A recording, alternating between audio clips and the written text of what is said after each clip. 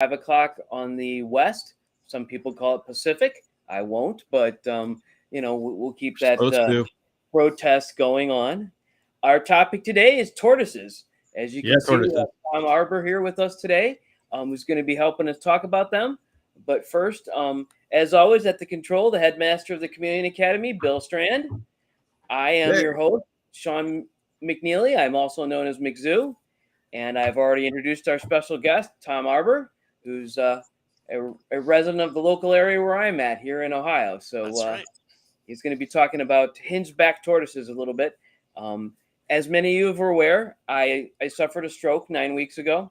I've spent the time since recovering and appreciate all the thoughts and prayers. For more information and to follow my recovery, check me out on Instagram at Sean McNeely. There you can catch my daily updates, find reviews of my past posts, and find my Patreon. Announcements. Facebook pages, we have the Chameleon Enthusiasts, the Reptile Entrepreneurs, and I'm happy to announce that Exotic Pet Adventures got our 50th member today, right before this show. So we're on our way up. We're going to get there somehow. The other two have like thousands of members, but we're going to get there slowly but surely. Instagram, the Chameleon Academy, Reptile Entrepreneurs, Bills, McZoo Exotic Pets. Tom, do you have an Instagram? I just started a new one, Two Turtle Tom. Two Turtle Tom. All right. Yeah, that's gonna be all my turtle stuff. Watch the show and get to that afterwards. You can find us also on Vero, which is a new. It's what the Instagram used to be. I'm at McZoo Exotic Pet Adventures, and Bill's at Bill Strand. So there you go. So any homework for the weekend, Bill? Hey, I found you on Vero right here. There you go. Yes, I'm on Vero, right? I'm talking. There, I'm giving my update. Was that today's update? Yes. Okay, there you go. All right. Yes, we do have quite the action-packed 24 next 24 hours or 48 hours. I have an interview with Jonathan Hill about how to create an environment for baby chameleons. We have all of our care guides. The Chameleon Academy is starting to branch out, but most of the care summaries and care guides are for adult chameleons in 4-foot tall cages. Well, how do you take all that and miniaturize it to a baby cage where you can't just use the same UVB and the heat lamp because it'll just overwhelm the system? And so Jonathan Hill is one of the more experienced people in doing this because he raises all of his babies individually. And so I bring him on and we talk about how to do this. Now, that interview is going to be available as a podcast tomorrow, but tomorrow at 5 o'clock, we're going to have I'm going to have my Chameleon Academy YouTube show, which is going to be an hour of me talking about various news going on and some segments, answering some questions, and the video interview with Jonathan. Then Saturday morning at 8 a.m. Pacific, Jonathan and I are going to go live on YouTube, and you're going to be able to ask any questions you want about whatever you watched, and you have questions should I about. wait till then to ask why you don't just put your babies in a big cage, an adult-sized cage like I have mine right now? Oh, well, you can if you have one, like you're hatching an egg. Then yes, you should do that. You should put it in a 4-foot tall cage. They would just do great, and they will grow quickly. They will love it. But if you have a whole clutch of panther babies, you don't want to raise them together. That's a compromise in husbandry, and we don't do that. Yes. Well, if we do that, we mention, okay, we are making the decision to do that because we have to, but we're not going to present it as optimal husbandry. Yeah, it can be done. If you do all the separating stuff, it can be done, but it's not ideal husbandry. All right. Well, I'm well aware of all that. I just wanted to bring that up so I could keep things going. All right. So now let's talk tortoises. Part of the overall turtle group of test turtles, I don't know. That means that they possess a hard shell and retract their head. Many species. There are many species. The giant Galapagos is nearly 4 foot. The speckled Cape tortoise is only 2.7 inches, and then the redfoots like I have and the hingebacks like Tom has are right in the middle. Bill, what do you have? You don't have one. You have your wife has taken over the care of it, but what is it? California desert tortoise. California desert tortoise. Okay, so we got three different tortoises here. Just All right. just a desert tortoise. Just a Yeah. desert Well, in tortoise. California, we're allowed I to know. do Yeah. that. Yeah, it's a neat model, I think. Yes. That you can adopt. Yes. Right. Yes. And we enjoy him very much. That's So awesome. speaking of tortoises and turtles, longevity. I think there's a commitment that people need to know about. Turtles live 25 to 50 years. Tortoises can live up to 250 years. That's what that's the bigger ones, the Galapagos, the maybe the Sulculatus. So if you get a tortoise, you need to probably get someone to take care of it, have a living will for it. But how long do yours live, Tom? Nobody really knows. Mhm. There's not really good records, and the oldest one I've had it for 22 years. Wow, 22 years. Yeah. That's a commitment. And so we have every reason to believe that these species can live for 50, 75 Mhm. plus. Right. But we don't really know because they just haven't been kept in captivity for very long. Really only in the 80s where they, started to be in the pet Mhm. trade, the hingeback. So Okay. 70s maybe a little bit. All right. So the environment. Tortoises live all over the world. They live in the near the equator, not really near the equator, but no southern North America, northern South America, and across the globe, all the way around in a stripe like that. Um, but they live in deserts. They live in. They don't live in the Arctic, and they don't live in the in Antarctic and whatever. But they can have they can go down to almost freezing. I think Yep. some species. Um, so the environment for them is diverse. But like we're talking about, we're only really talking about a couple species that we're going to talk about tonight. There's lots of species of tortoises. So to each one is an individual, just like chameleons are an individual. There's 200 and something species of chameleons. Um, that's what Bill likes to talk about. But That's right. so cage size. How big a cage do these things need? What about the hingeback?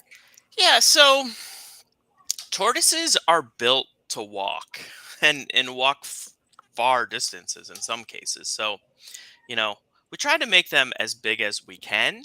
Mhm. If you have a single tortoise, a 4 foot by 8 foot tortoise table is a really nice size. That would kind of be the equivalent of Bill's big cages for like a Jackson's chameleon.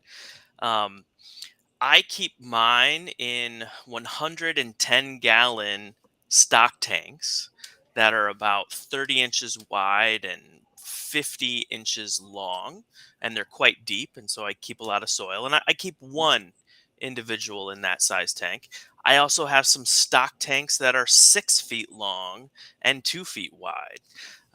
Some of my friends, they're keeping theirs in 8 feet long stock tanks by 3 feet wide. So there's a lot of different ways you can do it.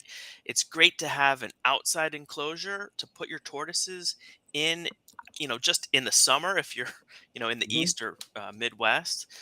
So they like space. They like to walk around. So that's definitely, one big difference with the So tortoise. with your tortoises, can they cohab or do they have to be separate? So it can be done, and I cohab a couple of the groups that I have, and one group it just really works out well. The other group I haven't gotten a lot of eggs from them. Mhm. Um, that's a pair. The other group is a reverse trio. Um, these tortoises that I have, they're known to fight and battle quite a bit. They're not like redfoots that all get along. You see them almost like cows or something kind of Yes, walking they're in a towards herd. towards each other. Yeah, they don't do that. My hingebacks are really known for ramming each other. The males will bite each other, and I mean just rip off scales from the front of their legs. So Wow. in general, we always like to tell people, start off by keeping them by themselves. It can work cohabiting. The more space you have, the better to make that work. But if you have a very small enclosure, it's probably not going to work. How big do these get? There's about 8 species. Mhm. Most get about this big. Okay. 8 inches, 10 inches is really a big hingeback. Mhm. 6, 7 is more common. There's Okay. one species from West Africa called Conyxus erosa, and that can get 16 inches, 18 inches, truly massive. Mhm. Think the interior jungles of the DRC, Democratic Republic of Congo, where they aren't near people. They've gotten really big. Mhm. Um, so those are massive. You can Google Conyxus erosa and find some huge animals. But yeah, Wow. most are pretty. 8 to 10 inches is like your max size for most of them, So and that's a big one. what's the party line on sunlight? Do they need sunlight? Do they need UVB? Is it bad? I mean, Yeah, Redfoots, there's a question as to whether they need them or not. I give mine a yeah, lot of UVB. I get them out in the summer. But what about your hingebacks? yeah. So it kind of varies by species, and I have some right here, so I can show you a Mm, little bit. Um, this guy right here is the forest species. mm, And this is the Holmes hingeback, and you kind of see it's got a flat shell and very long legs, and look at those giant eyes. mm-hmm. Um, Wow. so we have game camera photos on a site called iNaturalist of this species walking around in the middle of the night. Wow. And so this species is crepuscular to nocturnal at times. Um, but they do bask. I use the Arcadia Shade Dweller, or like Arcadia 6% UVB at about 20 inches above, Mm-hmm. and they're basking in that. Mm-hmm. Um, for 2 years, I used no UVB on them, and they did fine and produce lots of eggs. But I introduced UVB, and they seemed to like it. But Okay. they were able to produce fine. Now, the other species, they live in the savanna. Their shell is a little more smooth, like a normal tortoise. Mm-hmm. And these guys are out in the day. They like to bask in the sun. Um, but in the morning sun and evening sun, they're not going to be out in the middle of the day like a leopard tortoise from Mm-hmm. South Africa. So, yeah, they do need UVB. The Holmes hingebacks, the forest hingebacks, less than the Bell's type hingebacks or the So how many Savannah type. species do you have? So there are, I always forget if it's 7 or 8, but there are 7 species and an eighth subspecies on Madagascar. Um, so there are 2 forest species. That's the Conyxus homiana and Conyxus erosa. Mm-hmm. And then there's the Western Bell's hingeback, and that's what I just showed you, the smooth Mm-hmm. Savannah one. That's Conyxus nogui. Then there's the true Bell's hingeback. That's more in East Africa. That is Conyxus belliana. Then we go down to Southeast Africa. We get into Conyxus speckii, which is Speke's hingeback. And then if we all go all the way down to South Africa, we pick up, and Mozambique as well, we pick up the Eastern hingeback, which is this beautiful white and black radiating pattern tortoise. And then you have the Lobatsiana or the Lobatsi hingeback. We have one of those in the United States. And we also have the Natal hingeback, also in South Africa. I mean, those species occupy very limited ranges. So So that's do the you have the 7. other five or what? I have I have 3. I have the Bells, the Westerns, and the Holmes. Hmm. Okay. Yep, Wow. that's what I specialize in. Wow. That's awesome. Yeah, Okay. So yeah, I just have redfoots now. I have redfoots of all yeah, different ages. I have a couple that are greater than 10 years, a pair, and 5 that or 4 that are younger, and I've got one cherryhead, which cherryhead is a subspecies of the redfoots, but but I keep it separate because yeah. it's a subspecies, and I don't want to mix them together. But I'm just growing them out. I just started. I got all mine from the guy who we were on with last week, Herbs Alive. All but one of them. My daughter. It's actually my daughter's at Cliffs. We've had the longest, which is like 7 or 8 years.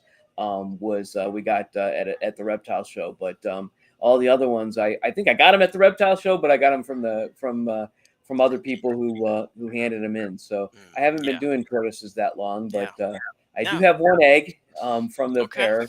So I'm incubating that. My wife has already claimed that. So those of you who want the redfoot, you'll have to wait to the next round of of breeding. But why it only laid one egg, I don't know. They've been laying the pair have been laying eggs reported to me all summer. So I don't know what happened there, but that's my escape artist. Yeah, I have a what is it, 7 foot by 10 foot area with 3 2x8 boards that I put in there, and the one guy, the male, just keeps getting out. And I find him all over the basement. It's like search for the tortoise. I put another board on this week, so that he can't get out.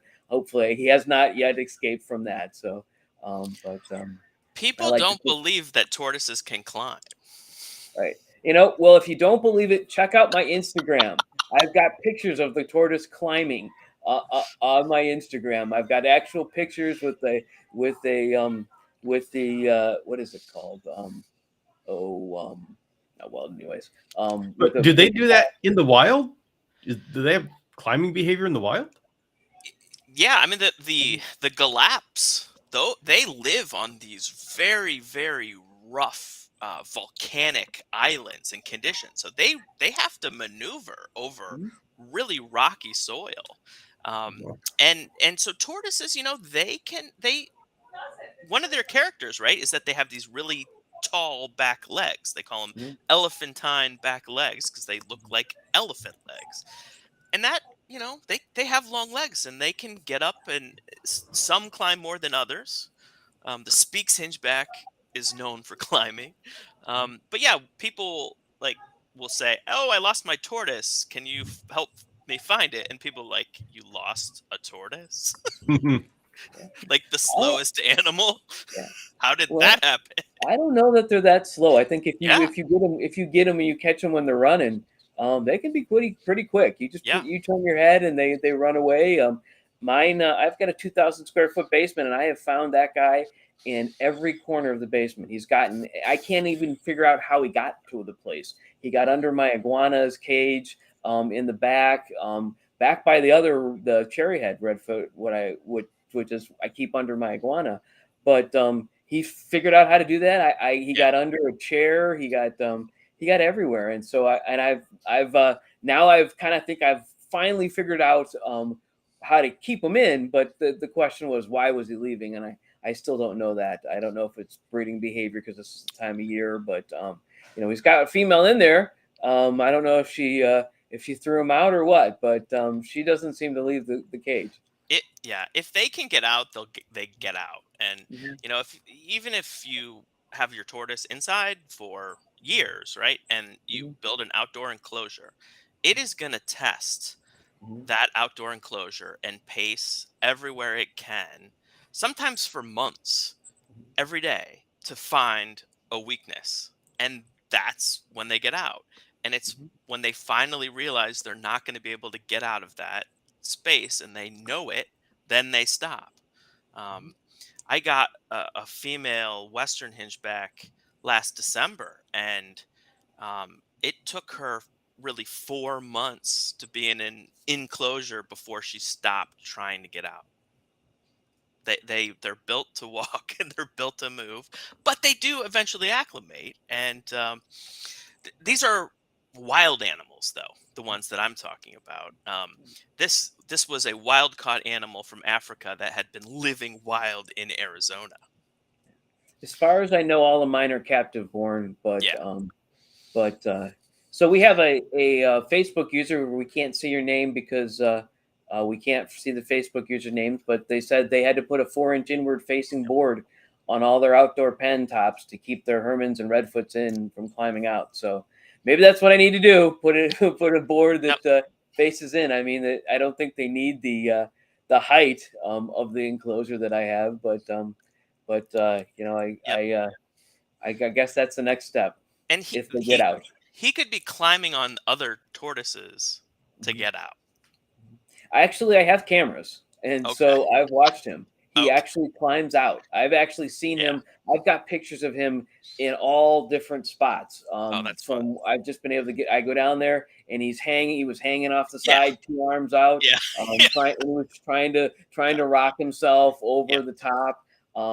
Maybe he got off. You jumped on the female and got out, but she wasn't anywhere near him at that point. So That's fun. he was hanging by his back leg, his front legs, and so I thought, wow.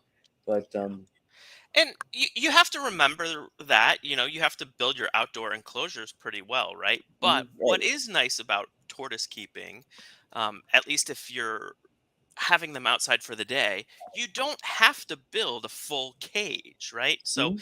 you can build a structure and kind of integrate that within your landscape and put lots of interesting plants in it there, and it doesn't look like you have a reptile cage in your Right. backyard. And that's I one thing actually, I like about yeah, I tortoises. actually took a baby gate, and There I you go. watched them, and I put a baby gate out. It's 2 foot, and it had multiple colors on it, but I put four of them together, and I Yeah. left them out. I was sitting on the front porch, and I left Yeah. them in the baby gated area, Yeah. and it was they enjoyed the sunlight and they enjoyed the grass and the different. And I put it next to the woods, so Hmm. they could get the different grasses and different experience because Yeah. there's my grass is cut, but the other grass is up tall. So um, I've been trying to do that, and I took him to my parents, and the first time I had him, I actually got him from the reptile shelter, and was stopped at my parents on the way, and they've got a several acre backyard. I put him in the backyard, and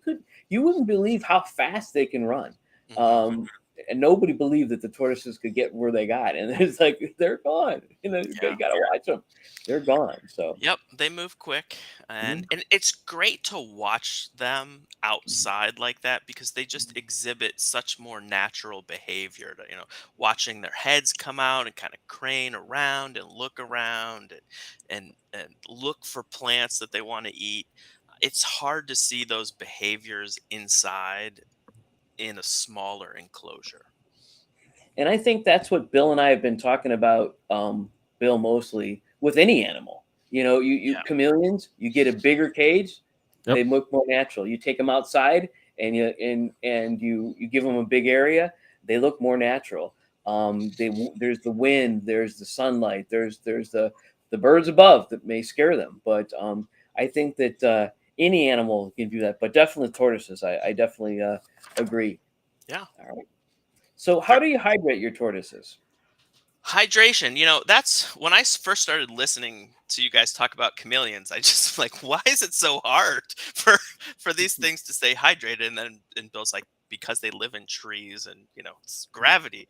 Um, Tortoises, number one, are built to survive. Most tortoises are built to survive long periods of drought, anyways. Um, and where mine come from, they actually get very little water at all for about 4 months out of the year. Um, and so they're pretty much only getting water from like bugs and worms that they eat.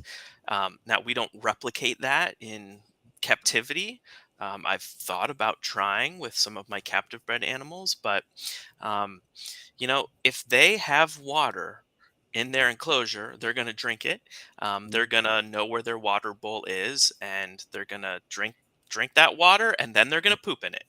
Right. which is why I have like 10 different water dishes for every set of tortoises. I get the ceramic bottom of the clay pots from Home Depot, Yep. and I have 8 inch, 10 inch, 12 inch, and I put it in there. I put water in the morning, and then I dump it out at night, and I start again the next day. And I bleach those things. I put them together in a pack of 4 or 5 of those and bleach them up and then put them, wash them out and then dry them and do whatever. But yeah, that's how I hydrate my tortoises. Yeah. But And many people, and kind of the standard practice on a care sheet or a recommendation is to soak your tortoise, right? right, Like at least once a week. And that's to right, ensure that get them you're hydrated. watching it hydrate.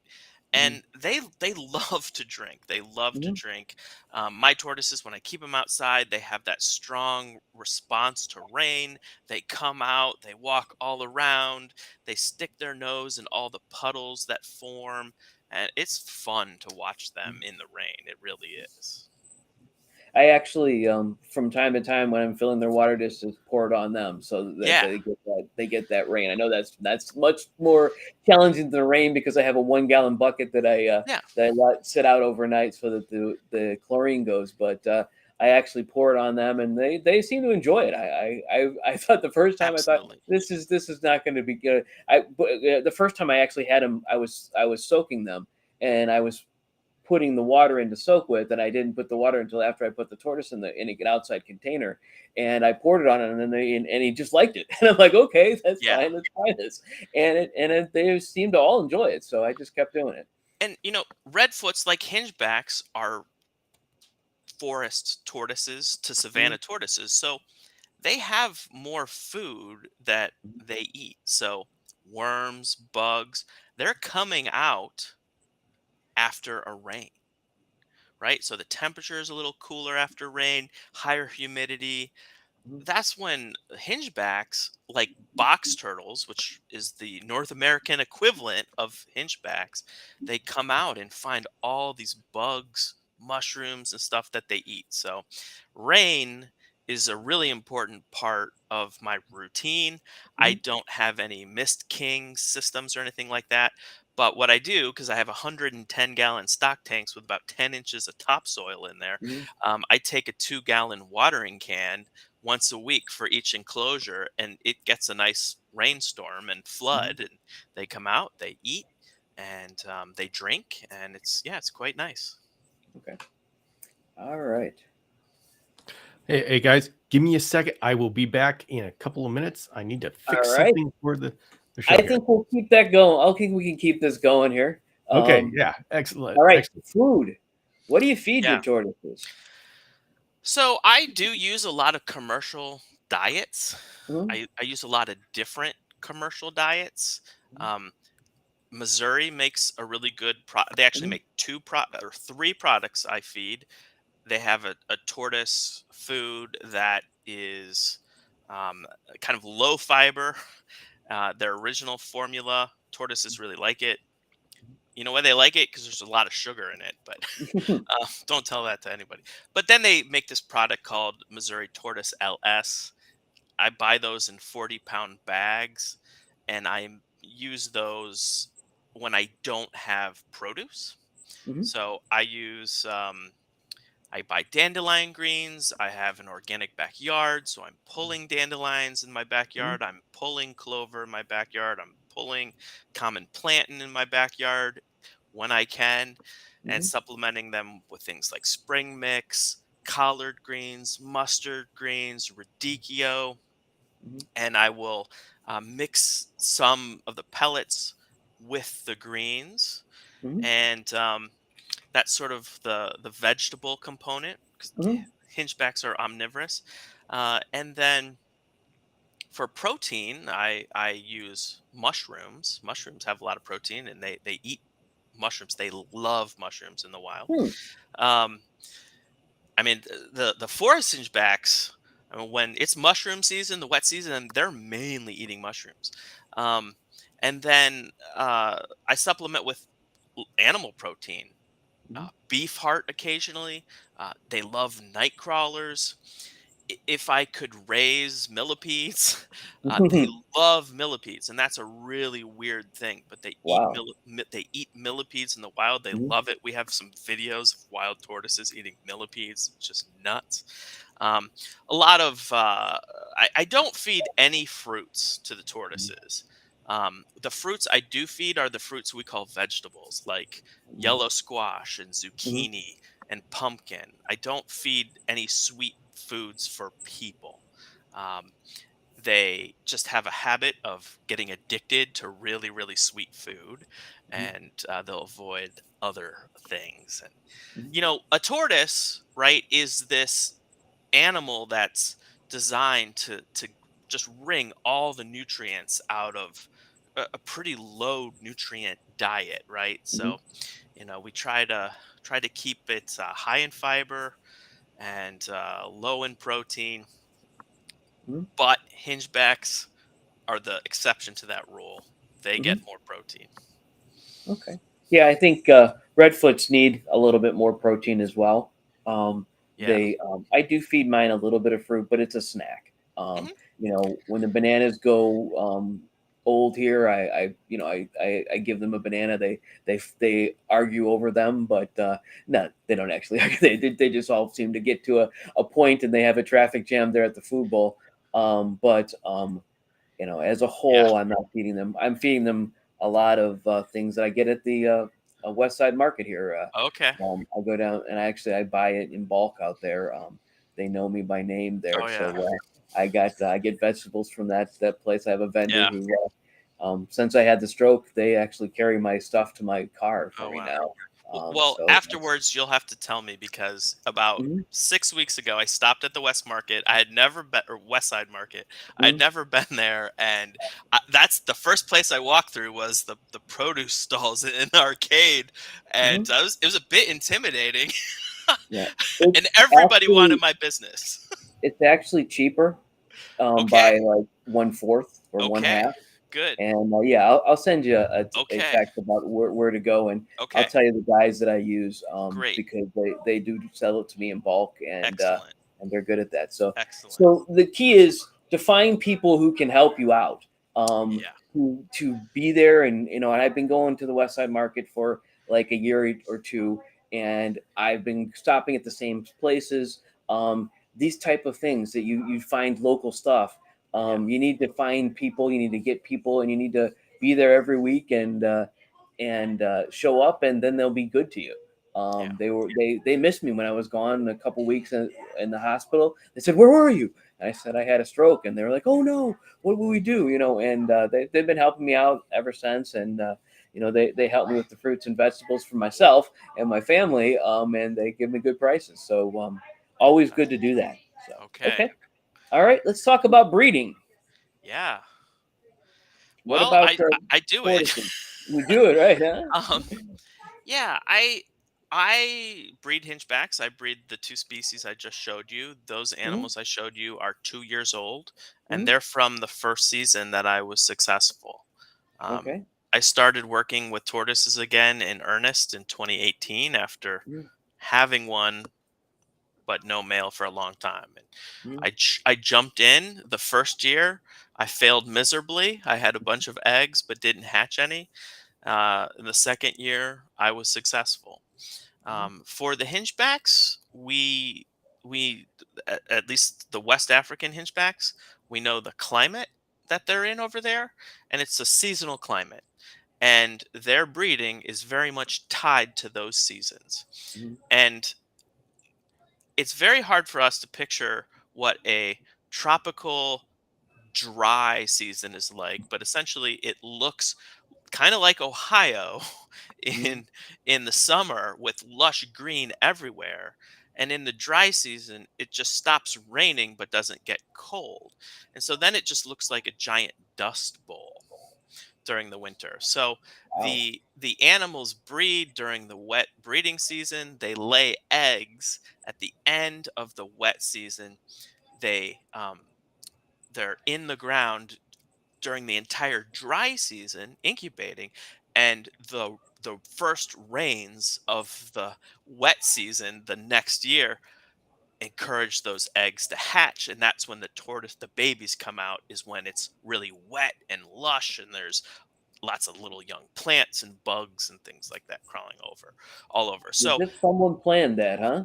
yeah, what's great about this cycle is that it perfectly, for the most part, corresponds with the Midwest's summer is their wet season. It's the Mhm. same time of year. So like March through October is the wet season, and then our winter is the dry season.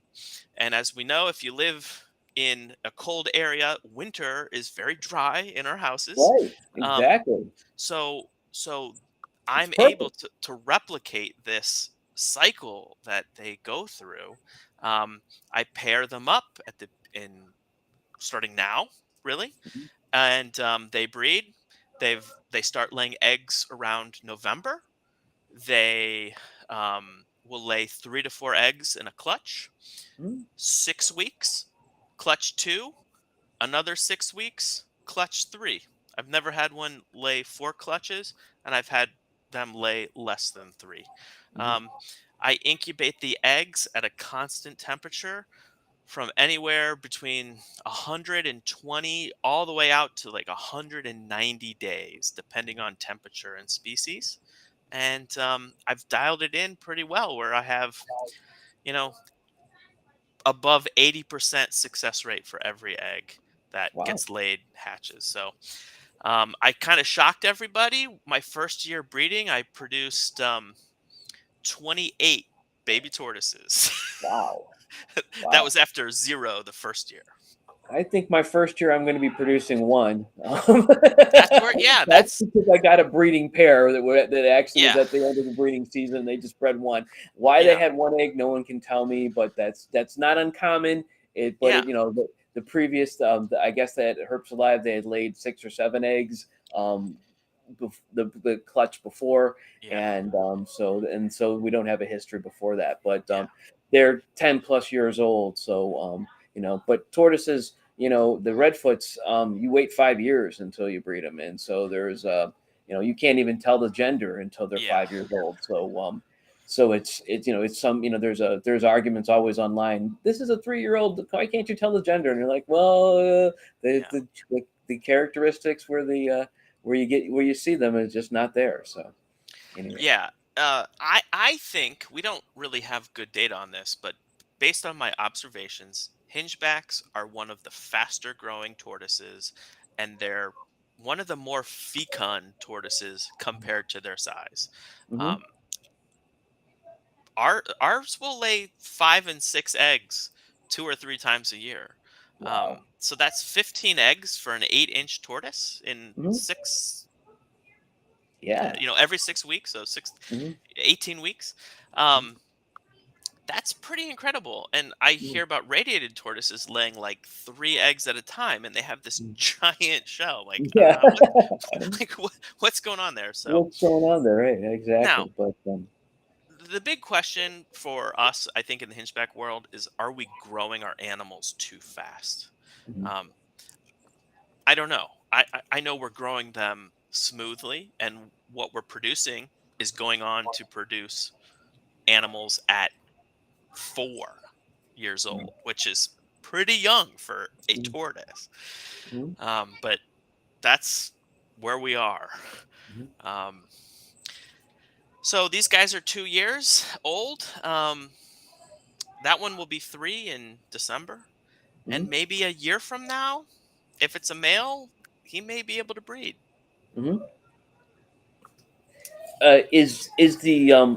Is gender determined visually the same way as with all tortoises, or Um, with the redfoots and yes, yes, you know absolutely. The the Savannah bottom of species. the Yep. shell and The the the and male. the where the tail is and the size of the tail and how it looks?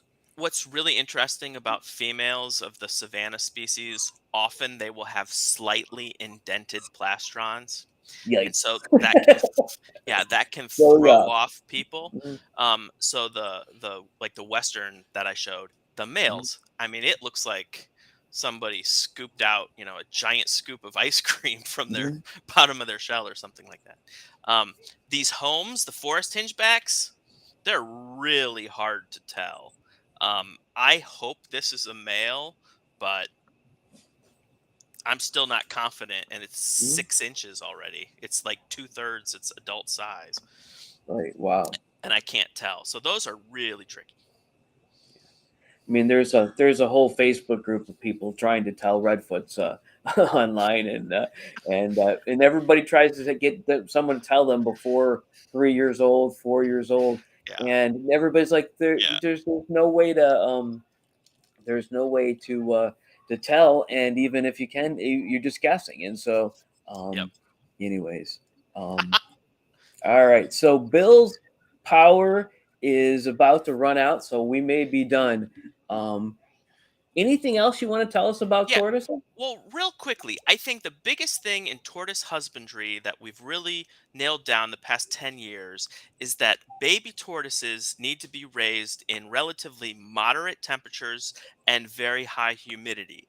And we're not necessarily recreating what happens in the wild, but when keepers use what we call a closed chamber, literally like nearly 100% humidity for these baby tortoises, and keep them at temperatures like 85 to 75 at night, no heat bulb, just nice ambient warm heat, we're getting these perfectly smooth tortoises.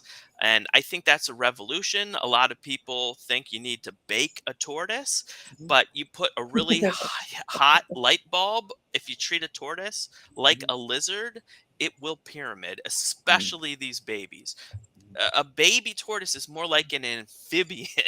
They just really need to be very mild, moderate temperatures and high humidity, or yeah, high humidity. And when if you don't do that, that's when you get these very pyramided, grotesque looking animals. That's why I think all of my all but one, the one I got from babyhood, have some level of pyramiding. None that's so serious that it prevents them from living their lives well. But the one that I've kept for 6 to 7 years with my daughter, who was 12 at the time, or not 12, she would have been 14 at the time. I was the one keep caring for it. It looks smooth, it looks normal, and so it just happened to be in with chameleons. Oh, So there I you think, go. I mean, not in the cages, but in the same general Yeah, room. yeah. And so, you're talking about high humidity, and I didn't know any better, but that's what we did, and that was successful. So I think that's the key to the whole thing is the humidity and not baking them. So not making it too hot. So, but all right. Yeah, that's important. So, Bill, I think we're ready to go. I think we've got All that right. equipment coming up. Yeah, sorry about So, this. Yeah, my power just died. It's like, what the heck? all right. This So, isn't supposed to all happen. right. It's always a surprise. So, we'll catch you tomorrow night. And this weekend, we like to hear some good things. We're going to learn about Dallas and John, and we'll go from there. Goodbye, Sounds everyone. good. Thanks for Thanks for dropping showing by. up.